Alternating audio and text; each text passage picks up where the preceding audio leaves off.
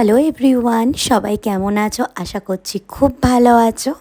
আর আজকের দিনটা ছিল বুধবার, আর ঘড়িতে তখন বাজে সকাল 6:21। আর আজ আমি রানাঘাট থেকে বেলঘরিয়া ফিরে যাব। আর মা আমার জন্য ব্রেকফাস্টে বানাচ্ছিল গরম গরম রুটি আর বেগুন ভাজা। মা আমার জন্য টিফিনও রেডি করে দিয়েছিল, আর লাঞ্চে মা দিয়েছিল বাঁধাকপির তরকারি, ভাত আর মাছের ঝোল আর টক দই। আর আজ রানাঘাট থেকে অফিস করে ডিরেক্ট বেলঘরিয়া চলে যাব। আর মা আমাকে চাও হাতের সামনে রেডি করে দিয়েছিল।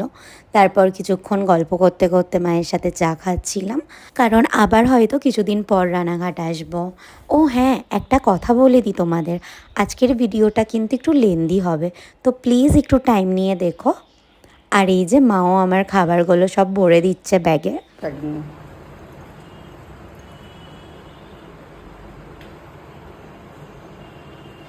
রুমাল নিয়েছিস? হ্যাঁ, আসছি। আবার আসিস। সাবধানে থেকো। ঠিক আছে। আর আমিও বেরিয়ে পড়লাম স্টেশনের জন্য।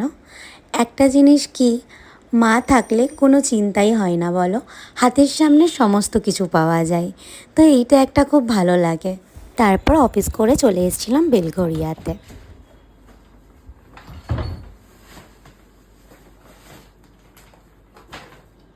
কি করছো গো? কি হয়েছে?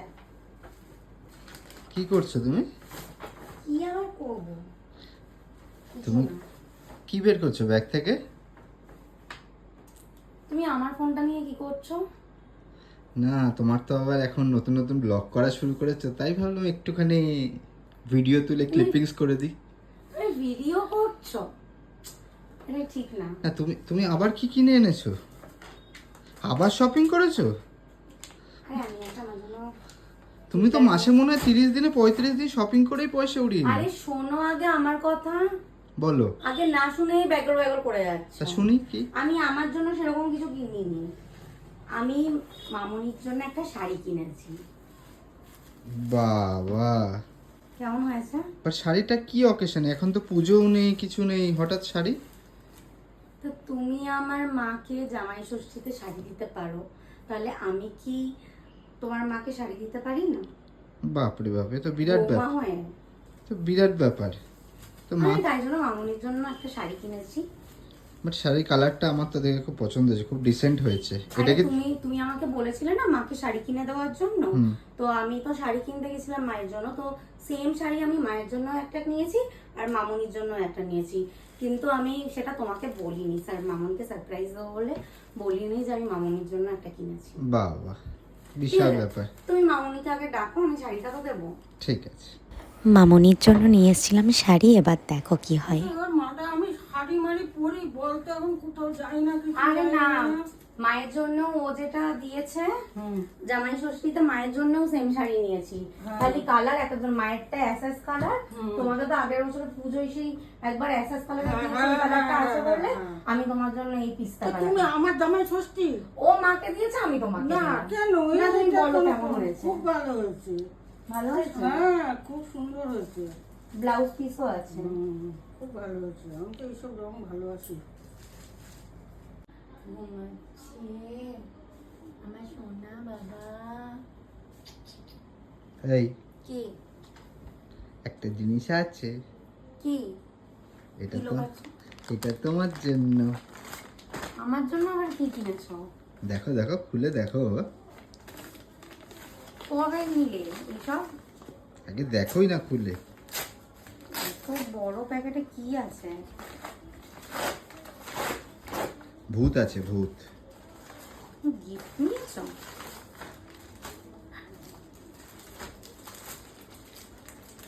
ব্যাগ? হ্যাঁ, আসলে তোমার ব্যাগটা আমি দেখেছি কয়েকদিন আগে খারাপ হয়ে গেছিল, নষ্ট হয়ে গেছিল, তো তোমাকে আমি বলিনি।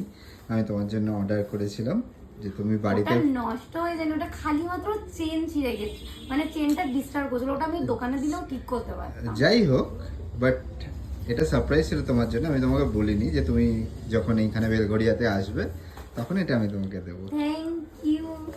পছন্দ কি হয়েছে? সুন্দর হয়েছে কালারটা। পছন্দ হয়েছে? হ্যাঁ, দারুণ হয়েছে, দারুণ।